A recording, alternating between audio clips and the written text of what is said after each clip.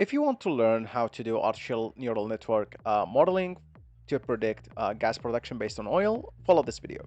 So the first thing that we're going to do is we're going to start importing the necessary libraries. That's going to be pandas, TensorFlow, and Keras. And afterwards, we're going also to get some other Keras libraries as well. Plus, we're going to import matplotlib for our plotting purposes. Now, the next thing is going to start reading the data. Once we start reading the data, we can view what the data looks like after selecting the appropriate separation for the data.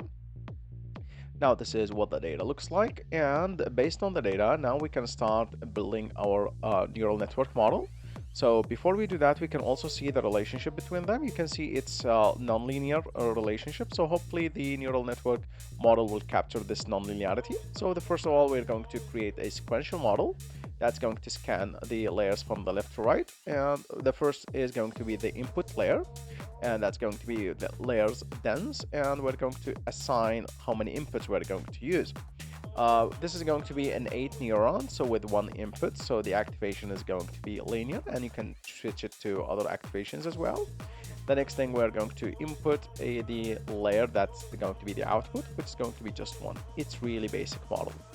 We are going to select the loss function and how we want to optimize this model. Plus, we're going to start fitting the model to the X and Y. So the X is going to be the oil production, and the Y can be also a different variable, which is going to be gas production in our case. This is a very simplistic model, just to showcase.